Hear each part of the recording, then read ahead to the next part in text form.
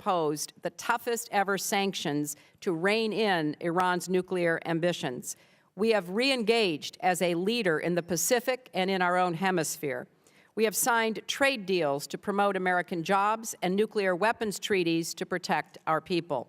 We have worked with northern and southern Sudanese to achieve a peaceful referendum and prevent a return to civil war. We are working to open up political systems, economies, and societies at a remarkable moment in the history of the Middle East, and to support peaceful, orderly, irreversible democratic transitions in Egypt and Tunisia. Our progress is significant, but our work is far from over. These missions are vital to our national security, and I believe with all my heart now would be the wrong time to pull back. The FY 2012 budget we discussed today will allow us to keep pressing ahead. It is a lean budget for lean times. I did launch the first ever quadrennial diplomacy and development review to help us maximize the impact of every dollar we spend. We scrubbed this budget and made painful but responsible cuts. We cut economic assistance to Central and Eastern Europe, the Caucasus, and Central Asia by 15%. We cut development assistance to over 20 countries by more than half. And this year, for the first time, our request is divided into two parts. Our core budget request of $47 billion supports programs and partnerships in every country but North Korea. It is essentially flat from 2010 levels. The second part of our request funds the extraordinary temporary portion of our war effort, the same way that the Pentagon's request is funded, in a separate overseas contingency operations account known as OCO. Instead of covering our war expenses through supplemental appropriations, we are now taking a more transparent approach that reflects our fully integrated civilian military efforts on the ground. Our share of the President's $126 billion request for these exceptional wartime costs in the frontline states is $8.7 billion. Let me walk you through a few of our key investments. First, this budget funds vital civilian missions in Afghanistan, Pakistan, and Iraq. In Afghanistan and Pakistan, al-Qaeda is under pressure as never before.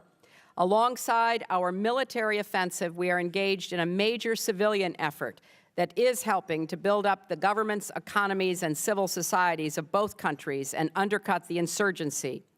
Now, these two surges, the military and civilian surge, set the stage for a third, a diplomatic push in support of an Afghan process to split the Taliban from al-Qaeda, bring the conflict to an end, and help stabilize the region. Our military commanders are emphatic. They cannot succeed without a strong civilian partner. Retreating from our civilian surge in Afghanistan with our troops still in the field would be a grave mistake. Equally important is our assistance to Pakistan, a nuclear-armed nation with strong ties and interests in Afghanistan. We are working to deepen our partnership and keep it focused on addressing Pakistan's political and economic challenges as well as our shared threats.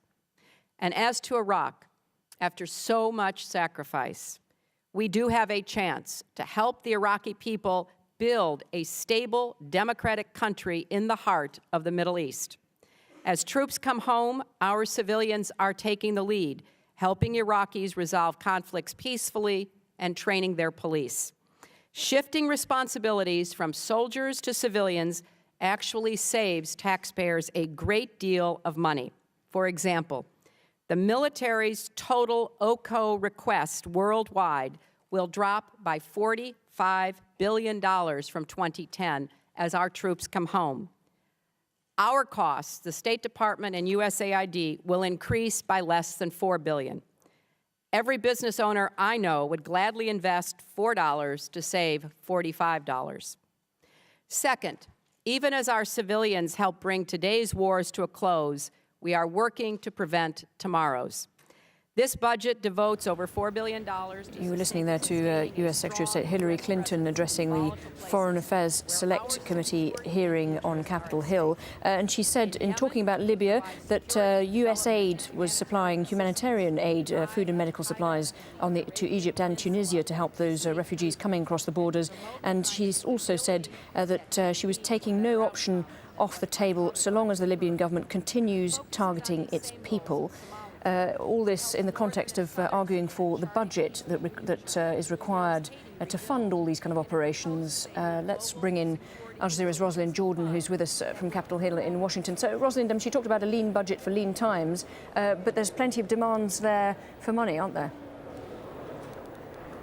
There are plenty of demands, and as we speak, Lauren, the Secretary is walking through what she is essentially calling a laundry list of essential programs. She did note that particularly in Central Asia, in parts of the former Soviet Union, for example, necessary programs to help support civil society development are being cut. But she says that these decisions are being made because, in her view, the State Department has to respond to a very real concern here in the U.S. that the federal government is spending too much money.